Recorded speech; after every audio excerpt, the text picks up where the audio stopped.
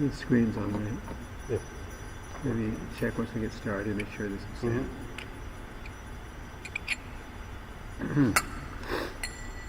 Jaya Radha Madhava Kunja Bihari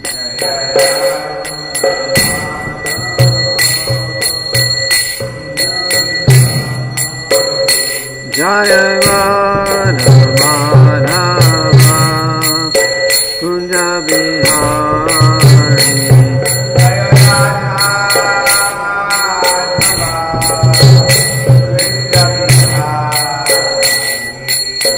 Vijana Vallabha Girivaradhari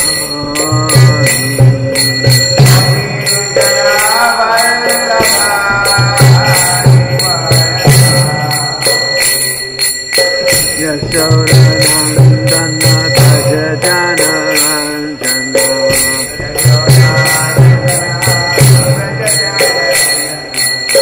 Yashodanandana Bhaja Jana Ranjana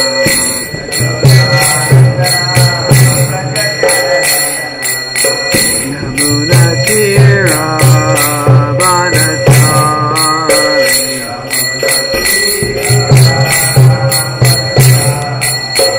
Yamuna Tira Vanachari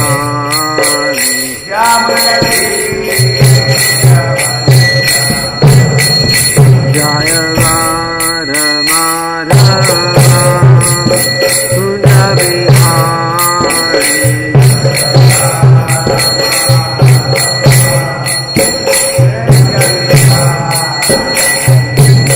Vijana Vallabha Girivaradhari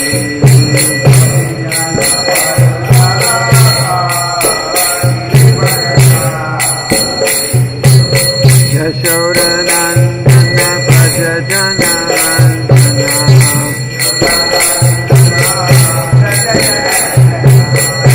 Yamuna Tira Vanachari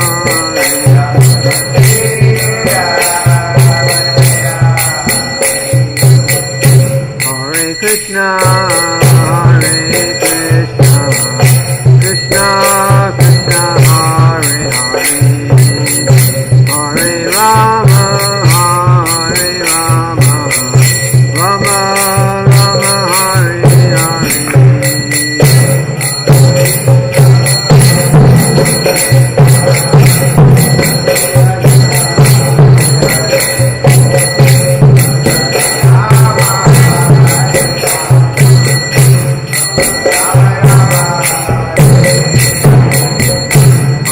Krishna Hare Krishna Krishna Krishna Hare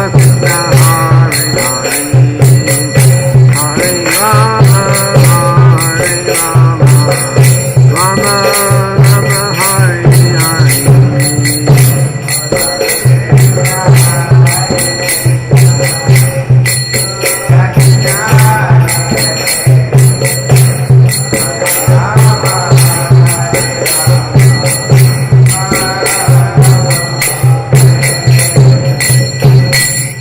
Shiva Prabhupada Ki Jai.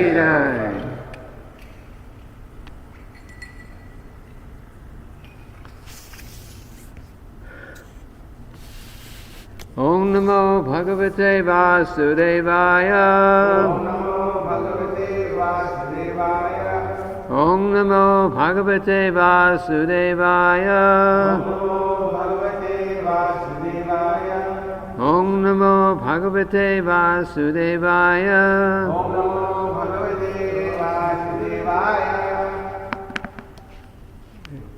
Good sound. Well, sometimes you got to check the. Sometimes something happens here, and there's no sound, but I don't know about it until afterwards. We're streaming it, and then I find out at the end that nobody heard anything. Yeah, so usually there's no problem, but we check in the beginning. Okay, so we're reading from the Srimad-bhagavatam, 8th Canto, Chapter 7, We're on text 9. Actually, we'll do text 9, right? Yes, text 9. And then probably have to do 10. The purports are either non-existent or they're very small in this chapter. So we'll start with 9. We'll chant the verse for 9, and then maybe read a couple of verses after that with purports. And the chapter is called Lord Shiva Saves the Universe by Drinking Poison. So we're in the section here on the demigods and the demons are just about ready to start churning the milk ocean with using the king of snakes, Vasuki, as a rope, and the Mandara mountain as a pivoting, as a churning pivot, as a churning rod, they call it, and Kurma, incarnation of the Lord, as the basis for it, because otherwise the mountain would sink, which it already did once, and now Kurma's holding it up. So that's where we're at right now. So,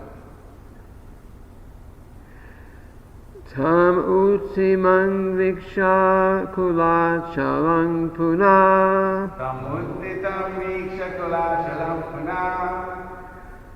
Samudyata nirmati tung sarasara.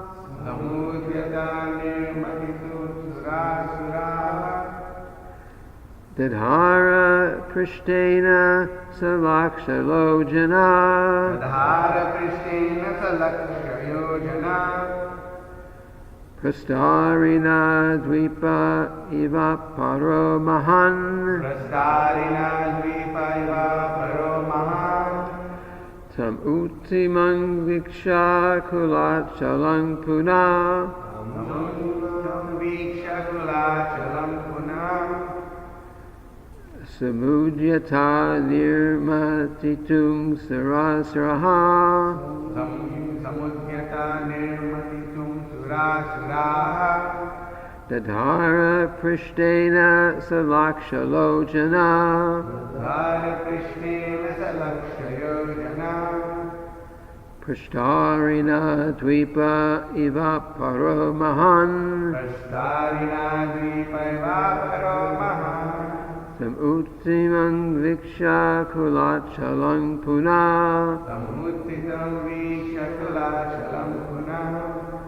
Samudyata nirmatitung sarasraha. Samudyata nirmatitung sarasraha. Dadhara prishtena salakshalojana. Dadhara prishtena salakshalojana. Prashtarina dvipa iva paro mahan. Prastarina dvipa iva paro mahan. Samuttitam vikshya kulachalam punam. Samuttimang viksha kulachalang punam. Samudyata nirmatitum surasuraha. Samudyata nirmatitum sarasara. Dadhara prishtena salakshayojana. Dadhara prishtena salakshalojana. Prastarina dvipa iva paro mahan. Prashtarina dvipa iva paro mahan.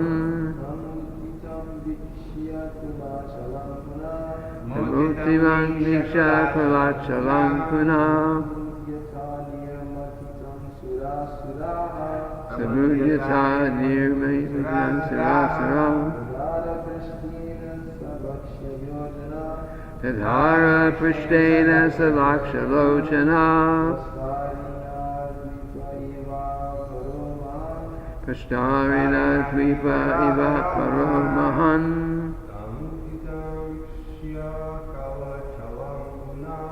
Samuttimang viksha kulachalang punam.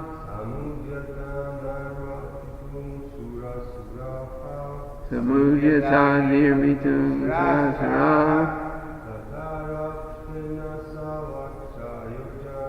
Dadhara prishtena salakshalojana.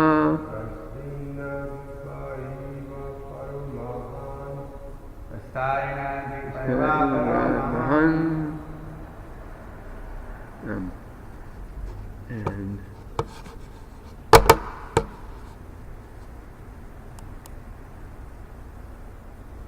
word for word. Tam, that mountain. Uttimam, lifted. Viksha, observing. Kulachalam, known as Mandara. Punaha, again. Samudyata, enlivened. Nirmatitum, to churn the ocean of milk. Sura Asuraha, the demigods and the demons. Tadhara, carried. Prishtena, by the back. Saha, the Supreme Lord. Laksha Yojana, 100,000 yojanas, 800,000 miles. Prashtarina, extending. Dvipaha, a big island. Eva, like. Aparaha, another. Mahan, very big.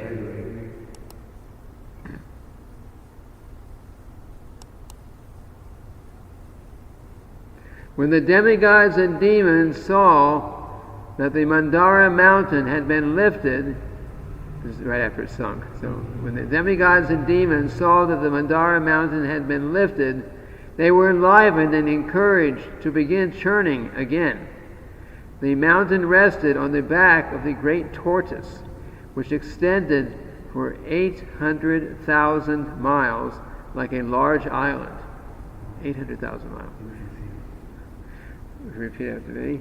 When the demigods and demons saw that Mandara mountain had been lifted, they were enlivened and encouraged to begin churning again.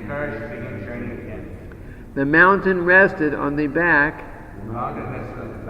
of the great tortoise, which extended for 800,000 miles, like a large island.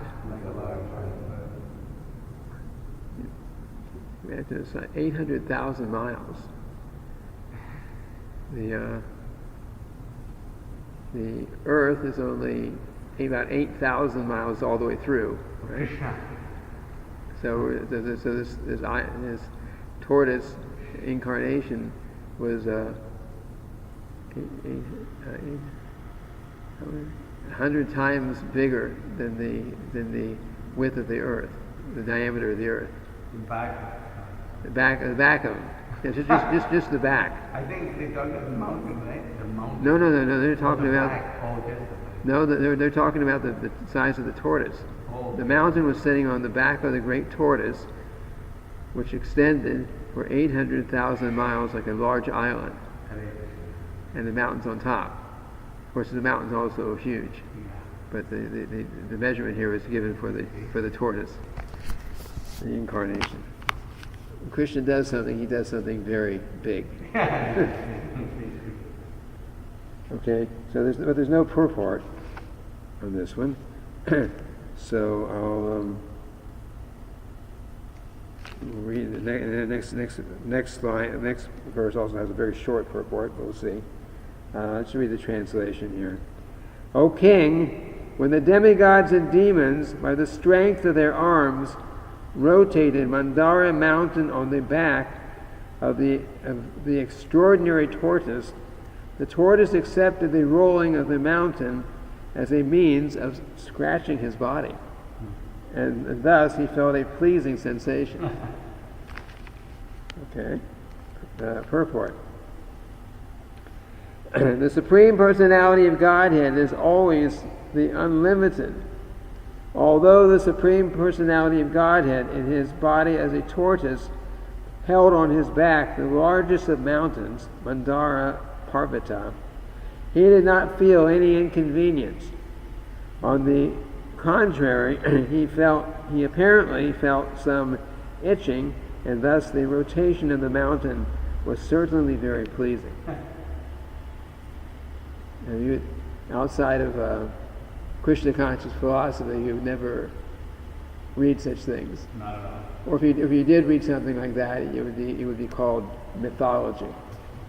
There's so many, Greek mythology, this mythology and that mythology. So anything that's beyond our perception, it refers to as just mythology, something made up, some story that someone came up with to try to understand. They say some story that someone came up to try to understand why things happen the way they do in the world, why the sun rises, why this, why that. But of course, the scientific world, modern scientific world, will say, this is all nonsense. We have science now, but modern science is for the most part atheistic.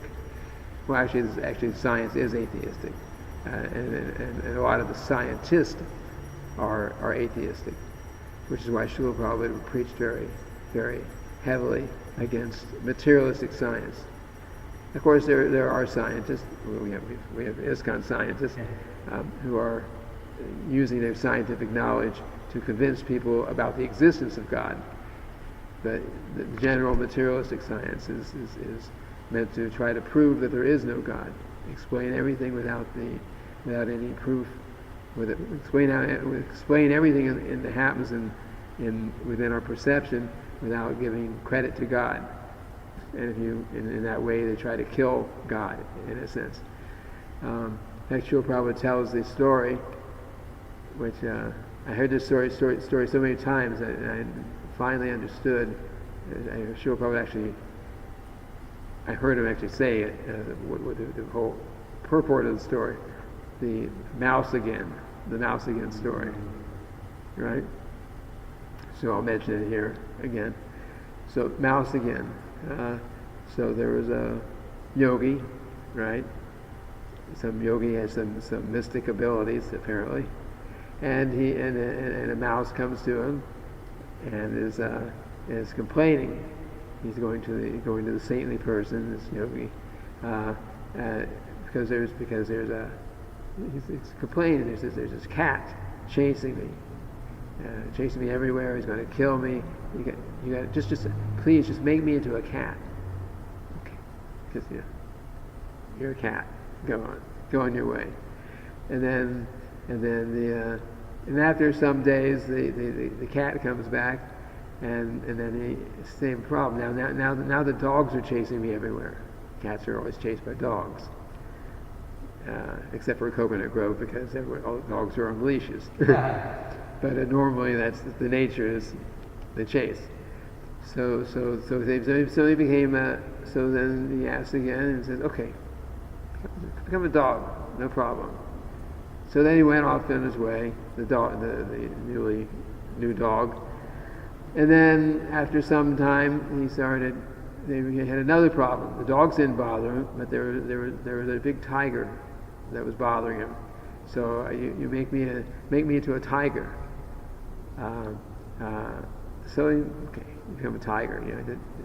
The saintly person's getting tired of this. So he just, and then the tiger instead is just standing there looking at the saintly person and looking with big eyes and looking at his chops, they call him, and the saintly person's looking at him and saying, "Now what?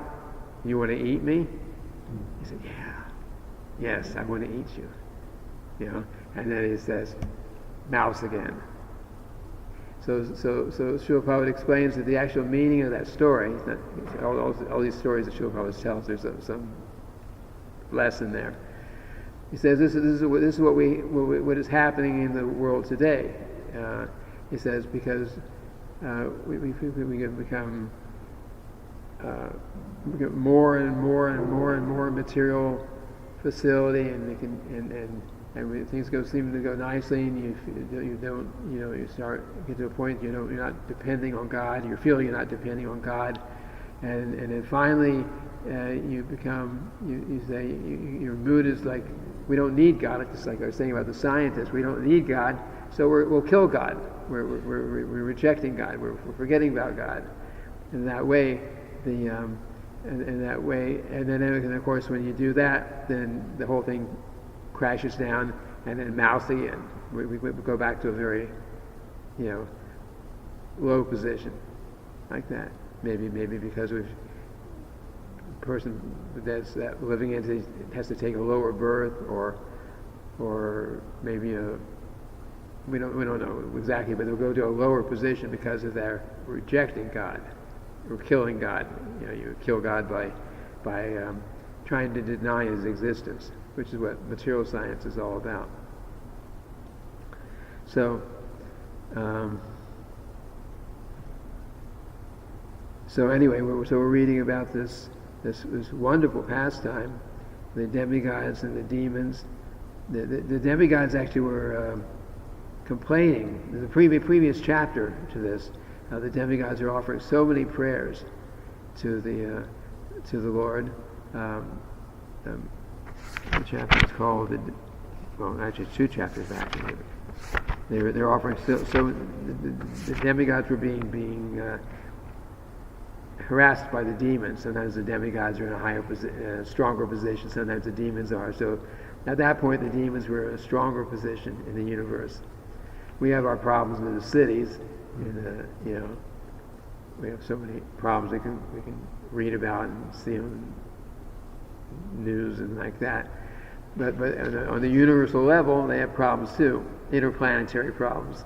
The demons go to other planets and harass the demigods to try to take over the heavenly planets, like that. So that was happening, and the demigods were praying to the Lord, appealing to the Lord for protection.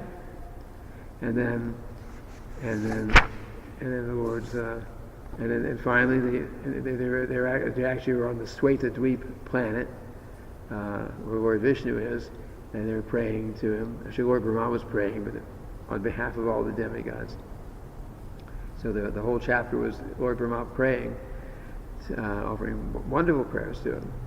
And they never actually told him what they wanted. They actually, Lord Brahma actually mentioned in the end, that there's no need for me just to tell you what we are praying for, because you already know these things, right? So he said like that, and then but the Lord had appeared to them, and then he advised them that right now the demons, you're not favored by time right now. The demons are in a stronger position. So while you're in that situation, why don't you? His instruction was you just go to the demons and you declare a truce. You get some agreement, like a ceasefire. We call it in modern times. You declare a truce, and then the Lord suggested or instructed, whatever, that they churn the ocean of milk, and he gave all this instruction on how to do this with this mountain, with Vasuki as the rope, like that. So he said you get an agreement with the truce was that you're going to get an agreement with the demons, and from this churning certain things will come out, and he already said ahead of time what was going to come out. There's going to be some poison that's going to come out, which I guess we'll read about soon, because that's what this chapter is about. And there will be, but the main thing that they wanted was nectar. And nectar is something which gives you a very long duration of life. Everyone wants long duration of life. And so the agreement was that the demigods, the agreement between the demigods and demons was, okay, we'll work together, churning this ocean, which they threw in so many, such as fruits and vegetables and herbs and all different kinds of things were thrown into this ocean. and then there's churning.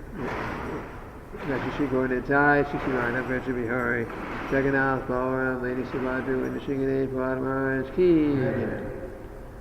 And then they were going to churn, and so but the demigods and the demons were all thinking that, okay, when, even though the agreement was that we're going to work together and then we're going to share the nectar.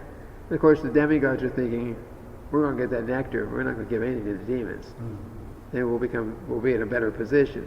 And the demons are thinking, okay, we're going to work together, but as soon as that nectar comes, then let's just get it away from the demigods. So they're planning like that. And then they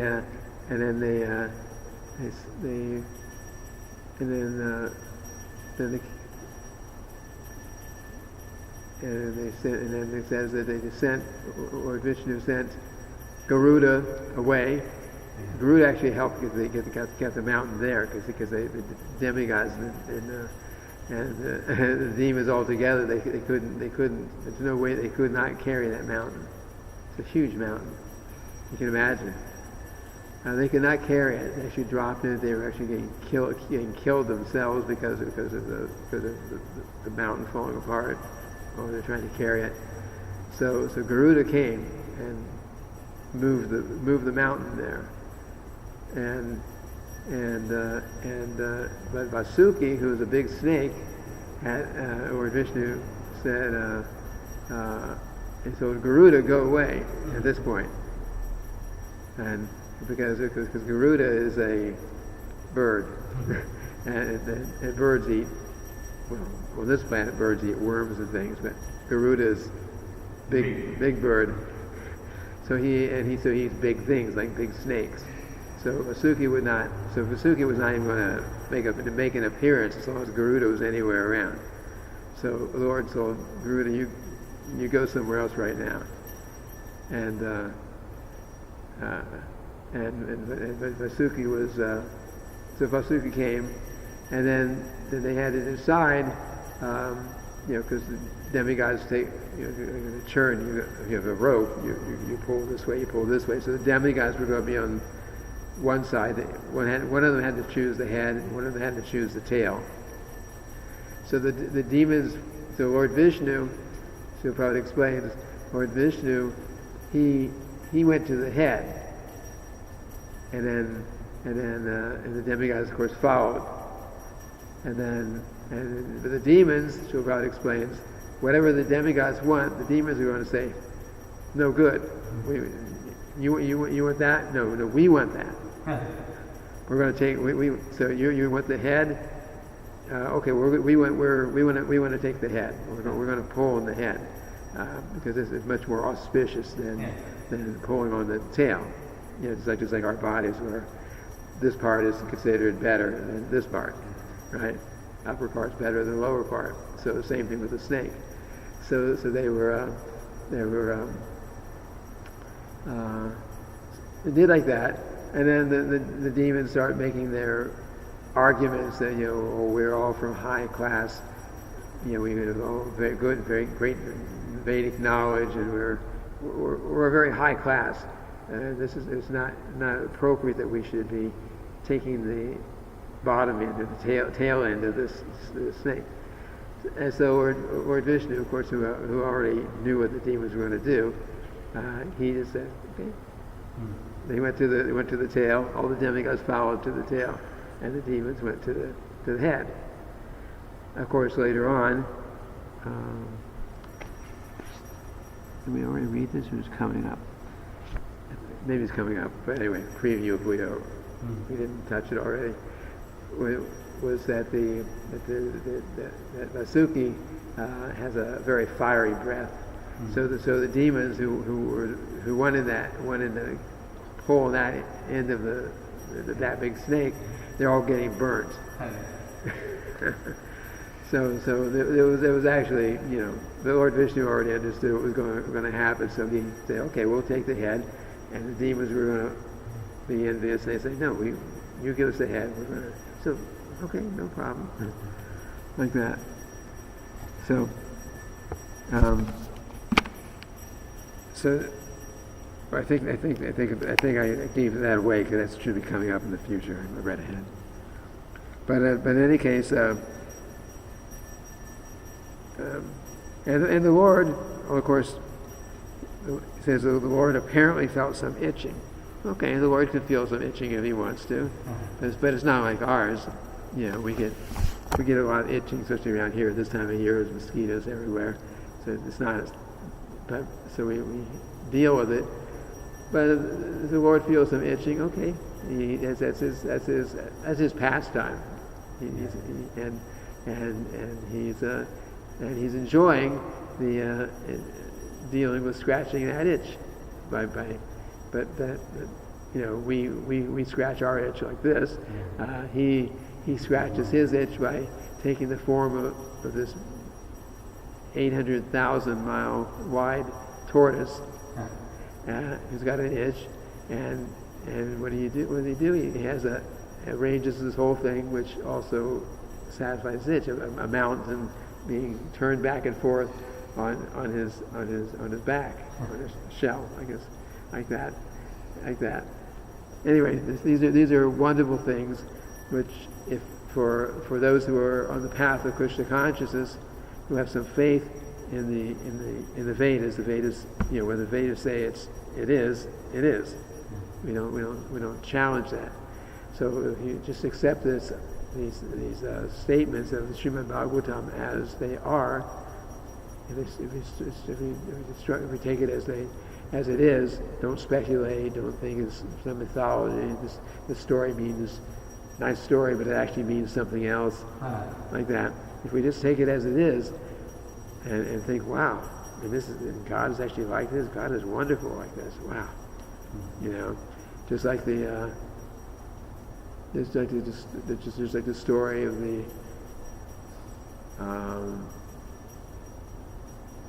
Narada Muni. The story about Narada Muni. He was going along the way, and he was stopped by a cobbler, Brahmana first, and then Brahmana, okay. He's talked by a Brahmana who's, you know, good Brahmana, but not a devotee. He's Brahmana. So he was stopped by him and asked him where he was going. Oh, I'm going to see Lord Vishnu. I'm going to see the Lord. Oh, when you go to see him, please ask him how much longer. When will I get liberated from this world? Right. So Narada Muni agreed that he would ask, and let him give him the answer when he came back. And then after a little while, he came across a cobbler, I think, right? A shoemaker, cobbler. So he also asked him, and so he also agreed that he asked him the same question. And Narada Muni agreed that I'll ask and I'll let you give you the answer when I come back.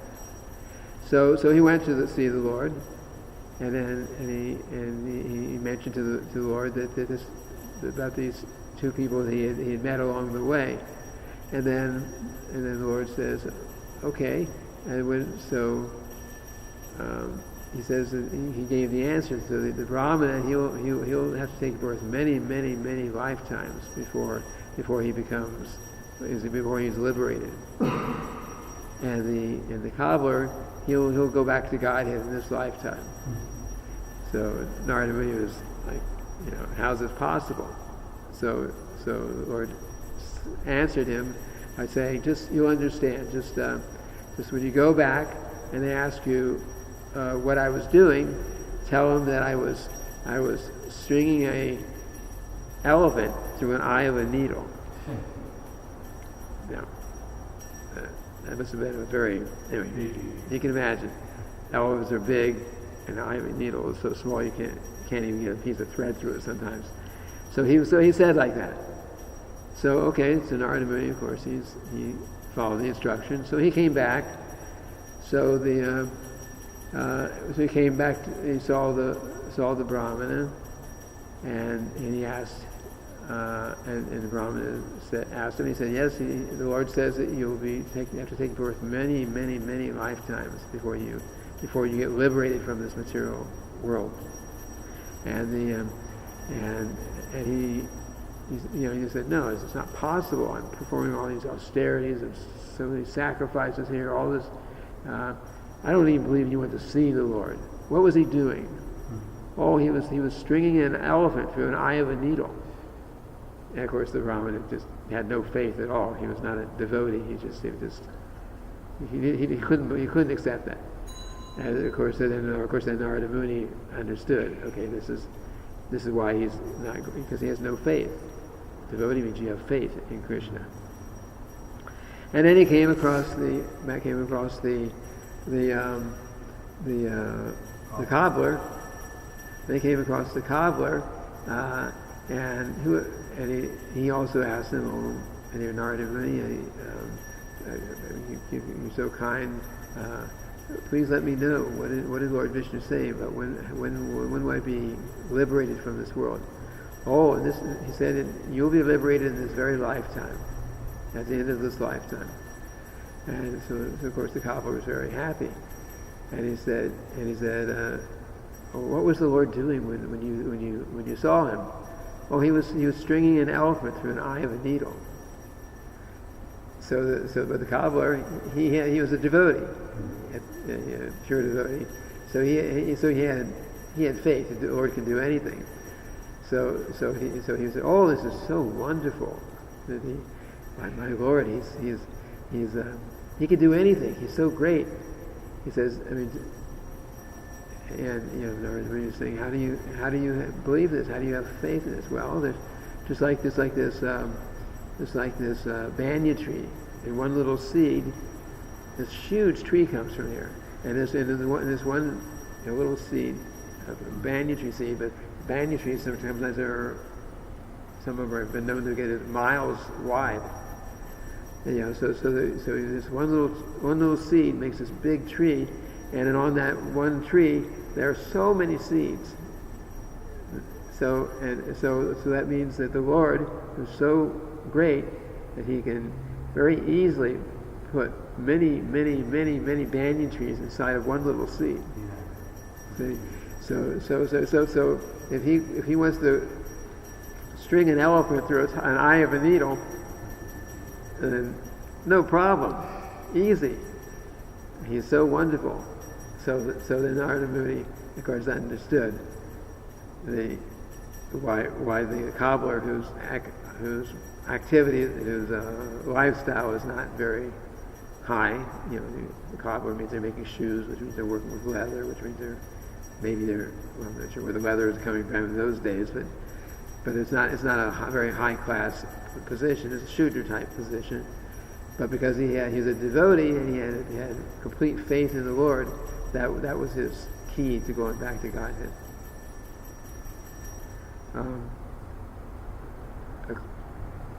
We have 4 minutes, and you're going Sankirtan too, right? Yes. Yeah. So we'll stop. Any questions, comments? No, it's really nice hearing from you. Increase our faith, hearing from you. This passion, heard it so many times, but hearing from you is giving like Krishna giving me. He's Yogeshwar. Yes. Thank you for Krishna can do anything, and Krishna can do anything. Questions? So then we'll end here. You got a big Sankirtan day today, right? Good luck with your Sankirtan. Krishna giving me anything. Yeah. So we'll end here for now. Tomorrow will be Sunday. Tomorrow we reach Chaitanya Charitamrita. Oh. Yes. So Srila Prabhupada ki.